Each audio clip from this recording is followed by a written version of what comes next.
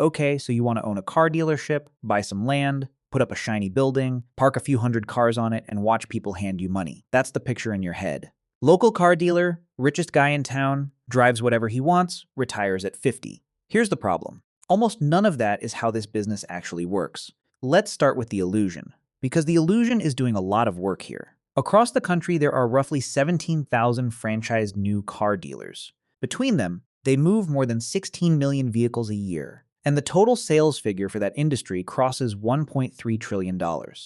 On top of that, dealers write more than 276 million repair orders a year, and the service and parts side alone brings in over $164 billion, big numbers. The kind of numbers that make a normal person think, I want in, but here's the part nobody tells you. Despite moving over $1 trillion a year in cars, the average dealership keeps somewhere between 1% and 2.5% of that as actual profit. Not 7%, not 15%. 1 to 2.5. Sell a car for $10,000. And if everything goes right, the dealership might clear somewhere between $100 and $250 once every single cost is accounted for. So how does an industry with margins that thin produce some of the richest people in every American town? That's the entire question this video is going to answer. And the answer has almost nothing to do with the cars themselves.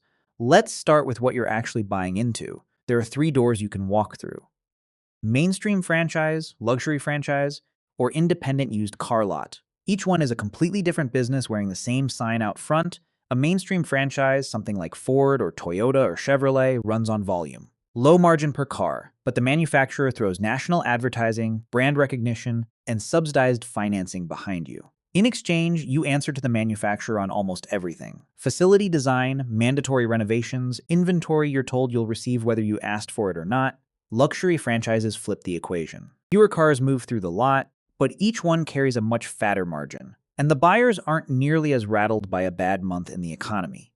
The luxury segment is also expected to keep growing at somewhere between 8 and 14% a year, driven by a simple fact. The number of wealthy people in the world keeps climbing. The catch is the buy-in. Building a facility that meets luxury manufacturer standards costs dramatically more than a standard showroom. Then there's the independent used car lot. No manufacturer looking over your shoulder, no mandated renovations, no allocation politics. Just you, a fence, and a wholesale auction account. It's the cheapest way into the business by far. It's also the weakest. Independent lots don't get a warranty repair department, which we'll get to later, because that department turns out to be where a huge amount of the real money hides.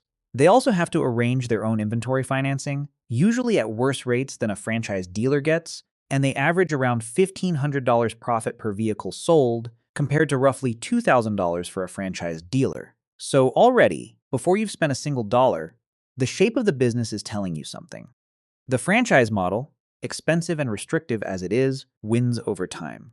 It's the only version of this business built to survive a bad year, because it stacks 3 separate profit engines on top of each other instead of relying on one. Now let's talk about what it actually costs to get through the front door. This is where the fantasy usually dies. A standard franchise dealership requires somewhere between $5 million and over $10 million just to open the doors.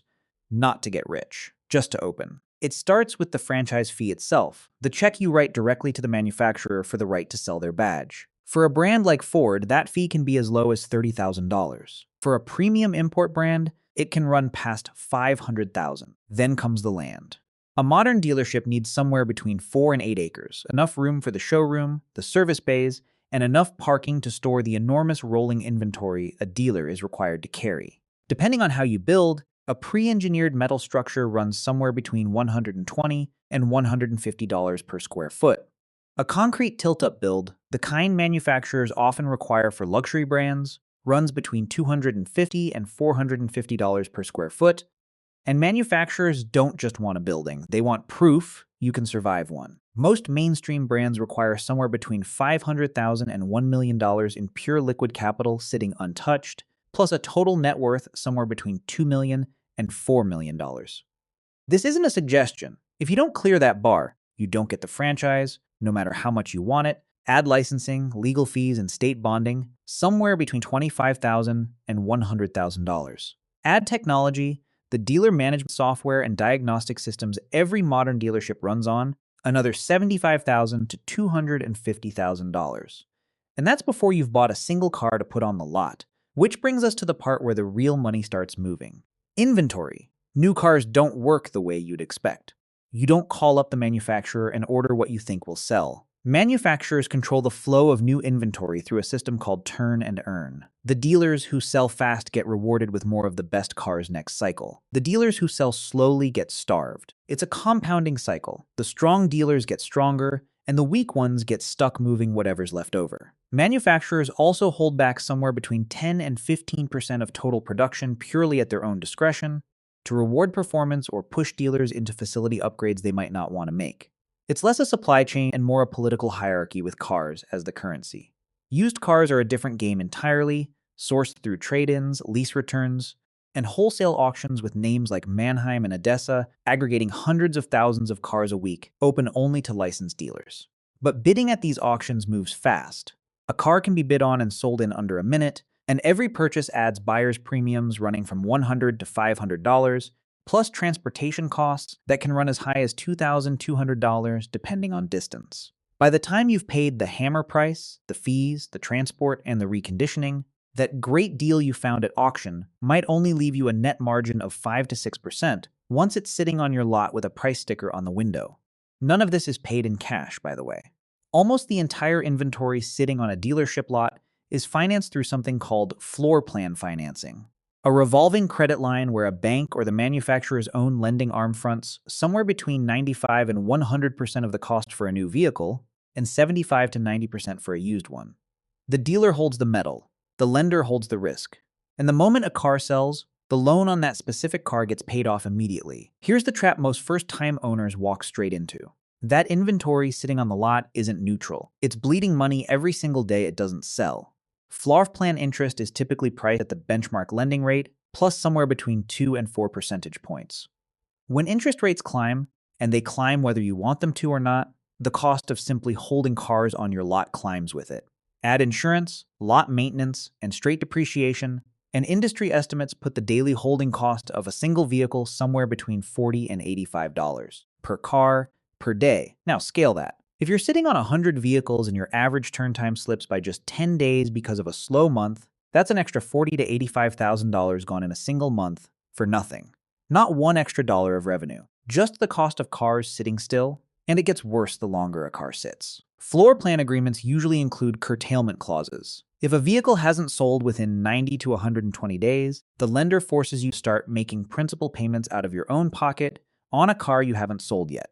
At that point, dealers are usually forced to slash the price just to get the thing off the lot before it becomes a bigger liability than it's worth. Sophisticated dealer groups fight back against this using an accounting method called last in first out, or LIFO. Under LIFO, the dealership assumes that the most recently purchased vehicle, usually the most expensive one due to inflation, is the first one counted as sold on paper. That inflates your cost of goods sold on the books, which shrinks your reported taxable profit.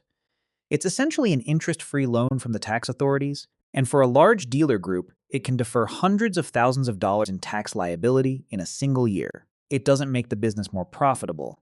It just lets you keep more of the cash a little longer, so you've spent millions to open the doors.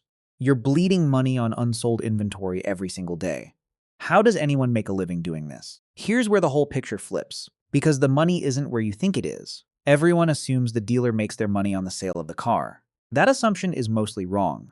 The front-end margin, the profit on the actual metal, has been shrinking for years, thanks to the internet giving buyers instant access to invoice pricing and competing quotes.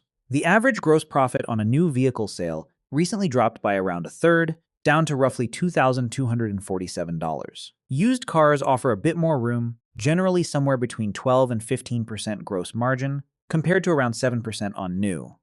That's not nothing, but it's nowhere near enough to explain the wealth this industry produces. So where's the rest of it coming from?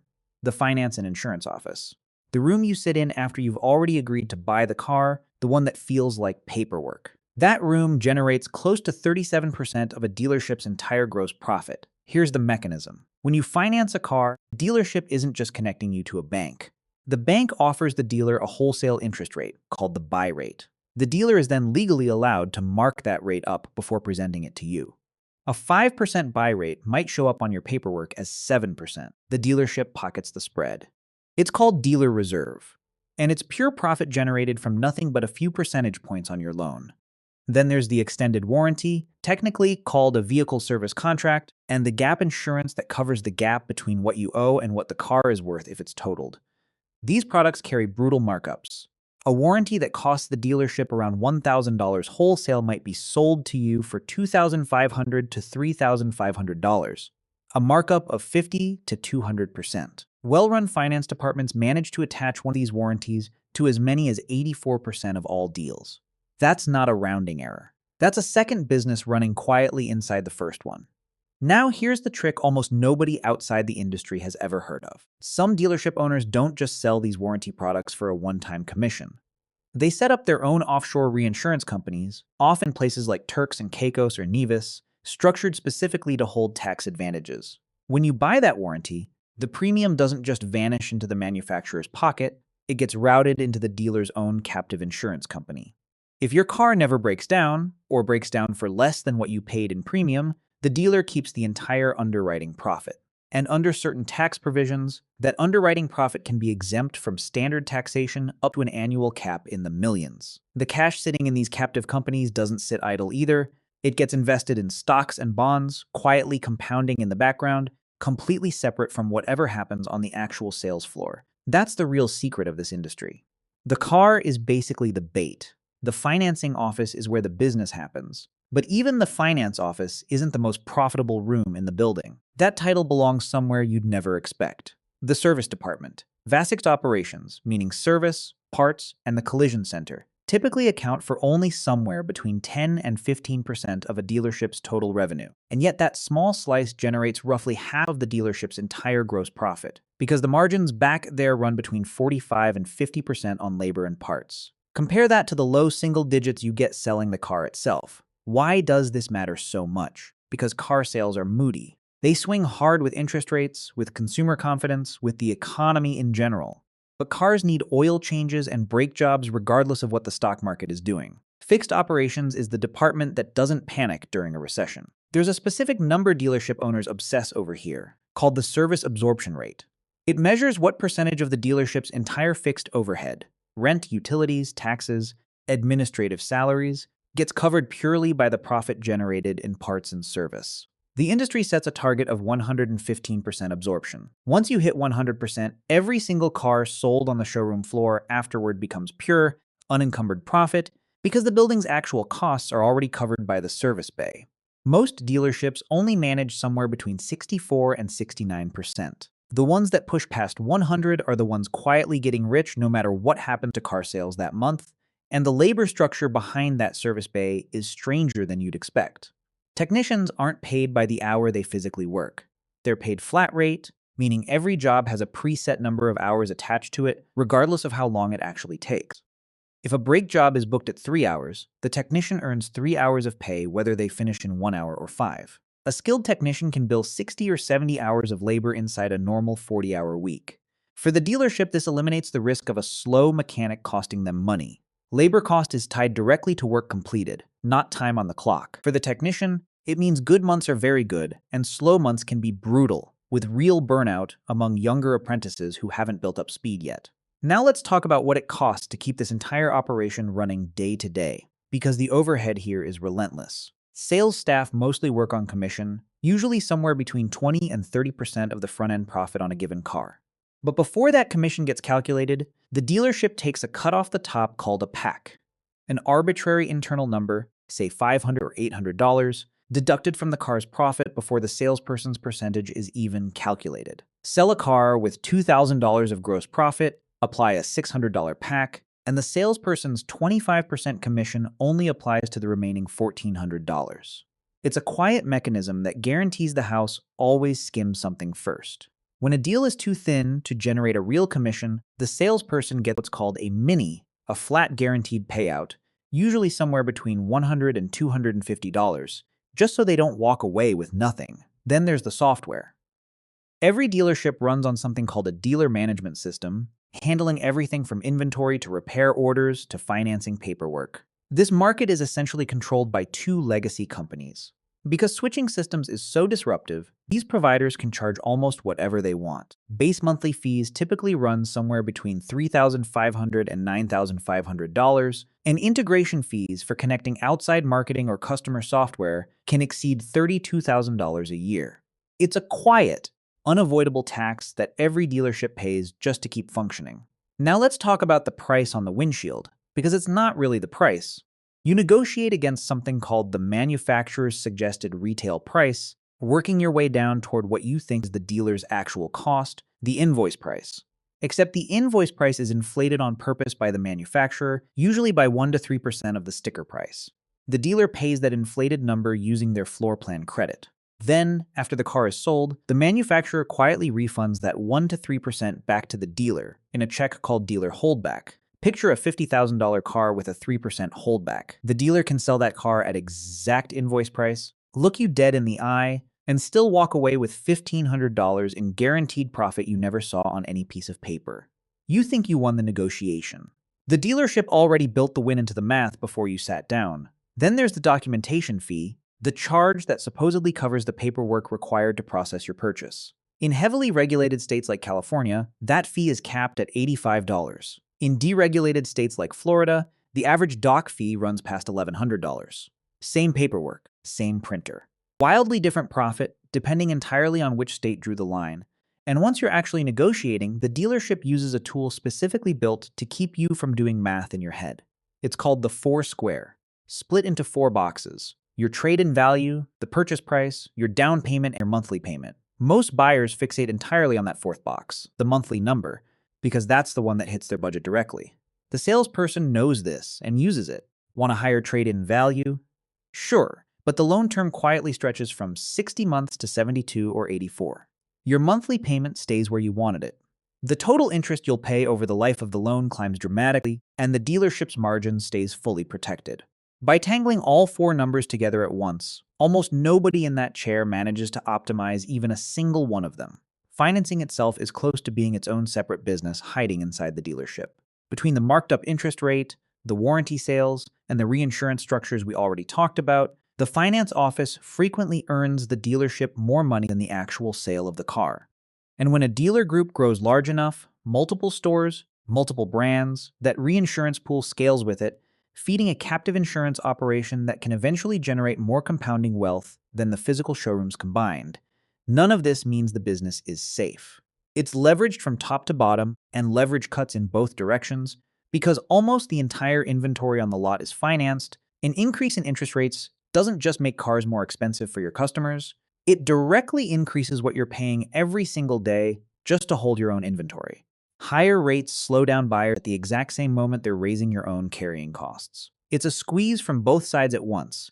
Manufacturers can also blow up your business model with a single decision. In 2022, Ford told its dealer network that if they wanted to keep selling the company's electric vehicles, they'd need to personally invest somewhere between $500,000 and $1.2 million installing fast chargers and completing specialized training. Dealers pushed back hard, lawsuits were filed in at least 6 states, and consumer demand for electric vehicles came in far weaker than projected. By the middle of 2024, Ford scrapped the entire program and let every dealer sell EVs without the mandate. The dealers who'd already spent the money didn't get it back. There's also a constant undercurrent of regulatory risk. Rules requiring visible warranty disclosures on used cars, strict cybersecurity requirements to protect customer financial data, and lending laws that can turn a discriminatory rate markup or a hidden finance charge into a 6-figure fine and a lawsuit.